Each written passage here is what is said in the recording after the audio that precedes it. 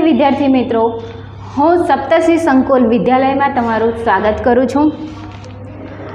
आज आपणे कक्षा 7 ना विषय हिंदी में पाठ 2 हम भी बनेंगे महान विभाग 1 एनो प्रकार छे प्रेरक प्रसंग। यह इकाई देखेंगे तो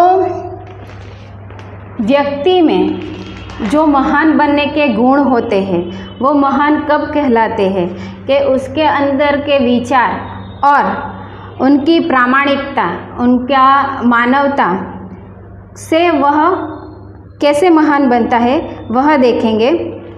हम भी बन सकते हैं ऐसे महान, लेकिन हमें ऐसे कार्य करने पड़ते हैं जैसे महान बना जा सके। प्रस्तुत इकाई में विवेकानंद जी, स्वामी विवेकानंद जी, गोपाल कृष्ण गोखले, सचिन तेंदुलकर और हजरत अली के कुछ ऐसे प्रसंग दिए गए हैं जिनके कारण वह महान कैसे बने, वह उसके गुण का यहाँ प्रेरणा दी गई है। तो आइए हम देखते हैं। कर्तव्य, पहला हमारा जो कर्तव्य है वह देखते हैं। मेले में सब खिलौने ले रहे थे, तब नरेंद्र नामक लड़के ने 2 रुपये का शिवलिंग खरीदा। कहीं पे एक मेला लगा था, उस मेले में नरेंद्र नामक लड़के ने, लड़के का नाम क्या था? नरेंद्र। उसने 2 रुपये का एक शिवलिंग खरीदा। कितने रुपए का? 2 रुपये का शिवलिंग खरीदा। अभी उसके पास चौवनी बची थी। कितनी चौवनी बची थी? एक लड़के को रोते हुए देखकर नरेंद्र ने उससे पूछा, क्यों रो रहा है? लड़के ने कहा, मेरे पास एक चौवनी थी, कहीं गिर गई, अब मेरी माँ मुझे बहुत डांटेगी। नरेंद्र ने 2 रुपये का शिवलिंग खरीदा और वह आगे बढ़ रहा था। तभी उसने थोड़े आगे जाके उसने देखा कि एक लड़का रो रहा है। तो नरेंद्र उसके पास जाता है और उससे पूछता है कि तुम क्यों रो रहे हैं? उसके रोने का कारण पूछा। तभी उस लड़के ने बताया कि उसके पास एक चौवनी थी, वह चौवनी गिर गई तो मेरी माँ मुझे बहुत डांटेगी। तब नरेंद्र ने क्या किया, आइए देखते हैं।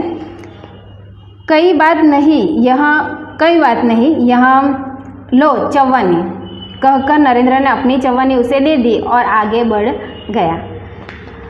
उसने 2 रुपये की शिवलिंग खरीदी। उसके पास, नरेंद्र के पास अभी भी एक चौवनी बची थी।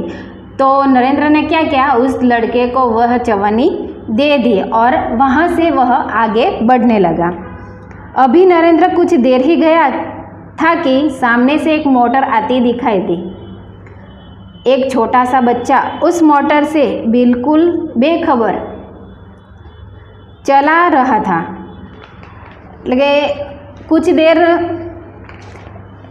दूरी पर नरेंद्र जा रहा था, वहाँ से वह सामने से एक मोटर आ रही थी, कार सामने से आ रही थी। एक छोटा सा बच्चा उसके सामने देखा कि वहाँ से एक छोटा सा बच्चा मोटर के बिल्कुल ही, मोटर स्पीड में आ रहे थे और उसको पता भी नहीं था कि उसके सामने वो मोटर आ रही थी। बिल्कुल बेखबर था, अनजान था, बिल्कुल भी बेखबर यानी अनजान, बिल्कुल अनजान था। नरेंद्र ने झपट कर उस बालक को खींच लिया। नरेंद्र ने देखा कि वो लड़का मोटर से बिल्कुल अनजान है, मोटर आ रही है उनकी तरफ। तब नरेंद्र दौड़कर गया और उसको खींच लिया। एक पलक की देरी होती तो वह बालक मोटर के नीचे आ जाता। अगर नरेंद्र 1 सेकंड की भी दूरी करता तो वह बालक मोटर नीचे आवी जाए। इस झपटने की क्रिया में जब लड़के को खींच रहा था तब नरेंद्र के हाथ से शिवलिंग गिर गया, छूटकर गिर गया। जब वो लड़के को खींच रहा था तब उसके हाथ में शिवलिंग था, वो शिवलिंग जमीन पर गिर गया और टूट गया। इस दौरान इकट्ठे हुए लोगों में से किसी ने कहा, बेचारे का नुकसान हो गया, कितने चाव से खरीदा था शिवलिंग। जब वह घटना बन रही थी तब वहाँ उस शिवलिंग गिर गया और सब घटना देखने के लिए वहाँ सब लोग इकट्ठे हो गए। इकट्ठी यानी भेगा था वो, इकट्ठे हो गए और वहाँ से कुछ लोग कह रहे थे कि बेचारे बालक का नुकसान हो गया, उसने जो शिवलिंग खरीदा था वो चाव से यानी प्रेम से, लगन से, जो कितनी प्रेम से उसने यह शिवलिंग खरीदा था वह गिर गया और उसका नुकसान हो गया। यह सुनते ही नरेंद्र ने कहा, इससे क्या, इस बालक की जान बचाना मेरा पहला कर्तव्य है। जो व्यक्ति ने कहा ना कि उसका नुकसान हो गया, तो वह सुनकर नरेंद्र क्या बोला कि इससे क्या नुकसान, इससे तो अच्छा है कि इस बालक की जान बच गई और पहला मेरा कर्तव्य यह है कि मैं उसकी जान बचाऊं, यह मेरा कर्तव्य है। मानवता ही मेरा पहला कर्तव्य है। वस्तु से भी अधिक का जीवन ज़्यादा महत्वपूर्ण है। जो वस्तु से भी व्यक्ति का जीवन मेरे लिए ज़्यादा महत्वपूर्ण है। मानवता सबसे ऊपर है। मानव धर्म मारा माटे सौथी ऊपर छे। बचपन से ही ऐसे ख्यालात रखने वाला नरेंद्र आगे चलकर स्वामी विवेकानंद नाम से प्रसिद्ध हुआ।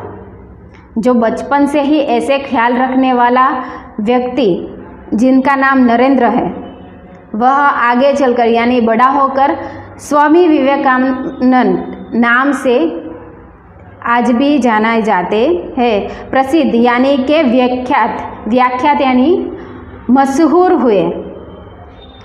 दूसरा, नियम सबके लिए है। नियम सबके लिए है। बात सन 1885 की है। पुणे के न्यू इंग्लिश हाई स्कूल में समारोह हो रहा था। प्रमुख द्वार पर एक स्वयंसेवक नियुक्त था। पुणे एक न्यू इंग्लिश स्कूल है, उनमें एक समारोह हो रहा था। उन समारोह में प्रमुख द्वारा एक स्वयंसेवक, जे समारोहનો પ્રમુખ હોય એના દ્વારા એક સ્વયંસેવક यानी કે ચોકીદાર નિયુક્ત यानी કે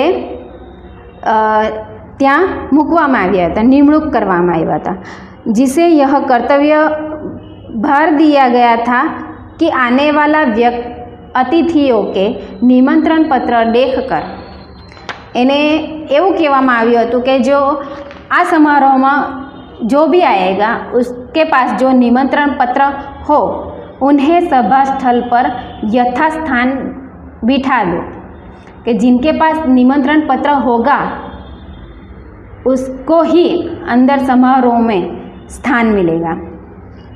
उस समारोह के मुख्य अतिथि थे मुख्य न्यायाधीश महादेव कोविंद रांडे। जो समारोह हो रहा था उसके मुख्य अतिथि, मुख्य मेहमान थे, वो उसका नाम क्या है, वो न्यायाधीश थे, उसका नाम है महादेव कोविंद रांडे। जैसे ही वह विद्यालय के द्वार पर पहुँचे, जैसे ही वह मुख्य अतिथि विद्यालय के अंदर प्रवेश कर रहे थे, वैसे ही स्वयंसेवक ने उन्हें अंदर आने से शालीनतापूर्वक रोक दिया। वो अंदर प्रवेश कर रहे थे, स्वयंसेवक ने देखा और उन्हें रोक दिया। निमंत्रण पत्र की मांग की। उन्हें जो प्रमुख थे उन्होंने स्वयंसेवक से कहा था कि निमंत्रण पत्र के बिना किसी को भी अंदर मत आने देना। तब उन्होंने मुख्य अतिथि के पास वह निमंत्रण पत्र मांगा। बेटा मेरे पास तो निमंत्रण पत्र नहीं है, रांडे ने कहा। जो मुख्य मेहमान थे उसने कहा कि बेटा मेरे पास तो निमंत्रण पत्र नहीं है, क्षमा करें, मुझे माफ़ करें। वो कौन स्वयंसेवक कहता है, अब आप अंदर प्रवेश न कर सके, कि તમારી પાસે નિમંત્રણ પત્ર નહીં है तो आप अंदर प्रवेश કરી શકશો નહીં। સ્વયંસેવક का નમ્રતાપૂર્વક ઉત્તર था, એટલે કે એણે એકદમ નમ્રતાથી उत्तर આપ્યો હતો। द्वार पर रांधे को देखकर स्वागत समिति के कई सदस्य आ गए कि स्वयंसेवक ने मुख्य अतिथि को द्वार पर ત્યાં ઊભા રાખ્યા હતા, એટલે જે સ્વાગત સમિતિના જે સદસ્યો હતા એ બધા ત્યાં આવી ગયા।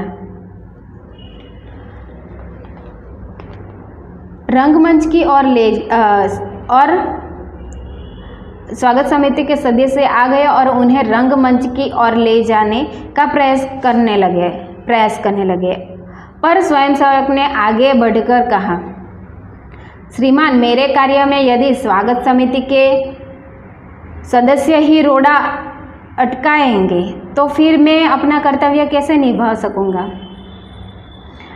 उसको प्रमुख ने क्या कहा था कि निमंत्रक के बिना किसी को भी अंदर मत आने दीजिए, तो वह अपनी सेवा तो पूरी निष्ठा से कर रहे थे और वह अपना कार्य कर ही रहे थे।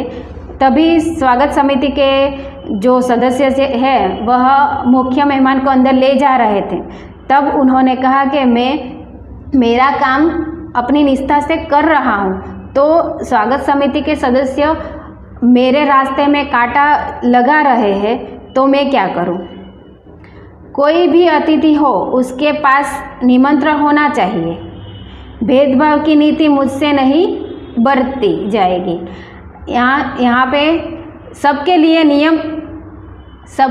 नियम एक ही होना चाहिए। मुख्य मेहमान के लिए अलग और अन्य सदस्यों के लिए अलग, यह कैसे होगा। यह भेदभाव की नीति हमसे नहीं होगी, स्वयंसेवक ने कहा।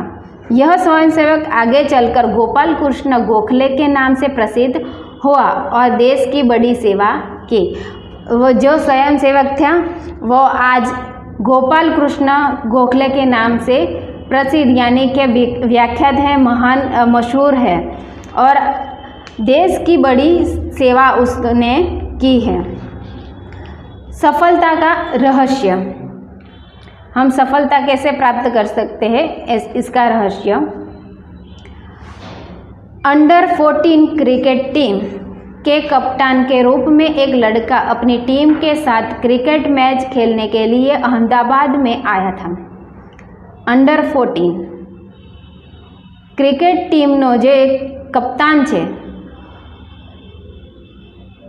તેની સાથે एक लड़का अपनी टीम के साथ क्रिकेट खेलने के लिए अहमदाबाद आया था। उसकी टीम 5 स्टार होटल में ठहरी थी। जो क्रिकेट खेलने के लिए गए थे अहमदाबाद, वह टीम, सारी टीम के मेंबर्स 5 स्टार होटल में रुके थे। सुबह उठते ही पूरी टीम कोच मैनेजर के साथ अल्पाहार के लिए तैयार थी। अल्पाहार यानी सुबह का नाश्ता। कोच मैनेजर, जो टीम का मैनेजर होता है ना, कोच होता है ना, वो उनके साथ अल्पाहार के लिए सुबह के नाश्ते के लिए तैयार हो गई थी। एकमात्र कप्तान ही दिखाई दे रहा था। તેની બધા આખી ટીમ તૈયાર થઈને નીચે આવી ગઈ હતી અને એ લોકો સવારનો નાસ્તો કરવા માટે નીકળી ગયા હતા, પણ તેની અંદર એક કપ્તાન જ નહીં હતો। उसे ढूंढने के लिए पूरी टीम लग गई और सब लोग कप्तान को ढूंढ रही थी, पर वह नहीं मिला। सब लोग गार्डन में, एक दूसरे के रूम में, लॉबी में, सब जगह देख लिया, तब कप्तान नहीं मिला। बाद में किसी ने जाकर उसे कमरे की गैलरी में देखा तो वह एक हाथ से गेंद फेंक रहा था और जो ही गेंद दीवार से टकराकर वापस आती थी तो उससे हाथ से बल्ले से गेंद को खेल रहा था। तभी उस टीम के कुछ एक लड़के ने उसके जो कप्तान का कमरा था उसमें जाके देखा तो उसकी बालकनी में कैप्टन को देखा तो कैप्टन क्या कर रहा था, एक हाथ से गेंद को फेंक रहा था, દડાને ફેંકી રહ્યો હતો અને બીજા હાથથી એને बैटिंग કરી રહ્યો હતો। इस तरह वह क्रिकेट की प्रैक्टिस कर रहा था। साथी खिलाड़ी टीम में शामिल होने पर ही संतुष्ट थे, लेकिन वह कप्तान होकर भी सारी रात अपने आप अभ्यास करता रहा। दूसरे खिलाड़ी टीम में शामिल होते ही પોતાને સંતોષ માને છે, પણ કપ્તાન એ આખી રાત પોતાનો અભ્યાસ કરે છે। ક્રિકેટ કઈ રીતે રમવું અને કઈ રીતે मैं सारी रीते रमी सकूँ एनो अभ्यास करे छे। उसका अभ्यास एवं क्रिकेट के प्रति लगाव देखकर कोच, मैनेजर और सभी साथी खिलाड़ी दंग रह गए। उस खिलाड़ी का वारंवार जे प्रयास करता हतो ए जोईने एना बाकीना जे साथीदारो हता ए अने एमनो जे कोच, मैनेजर हतो ए पण अचंबामां दंग रही जाना એટલે अचंबामां पड़ी जाय छे। आगे चलकर इसी लड़के ने क्रिकेट जगत में अद्वितीय सफलता प्राप्त की और आगे चलकर जो लड़का बारंबार जो प्रयत्न कर रहा था, अभ्यास कर रहा था, वह अद्वितीय એટલે एवी नामना प्राप्त करी। कई विश्व रिकॉर्ड उसने कदम चूमने लगे। कई विश्व रिकॉर्ड उसके कदम यानी कि पैर चूमने लगे। जिसने उसकी सफलता का रहस्य छिपा तो बड़ी विनम्रता से उत्तर दिया कि मैं हर मैच 3 बार खेलता हूँ। फिर उसने किसी ने उसका सफलता का रहस्य पूछा कि तुम इतने सफल कैसे बने, तो वह कप्तान ने कहा कि मैं हर मैच 3 बार खेलता हूँ। पहले अभ्यास के रूप में, पहले तो मैं अभ्यास करता हूँ कैसे खेलना है, वह अभ्यास करता हूँ। दूसरी बार सचमुच मैदान में, दूसरी बार सचमुच आमने सामने मैदान के अंदर खेलता हूँ। तथापि मैच के बाद मूल्यांकन एवं सुधार आवश्यकता के रूप में।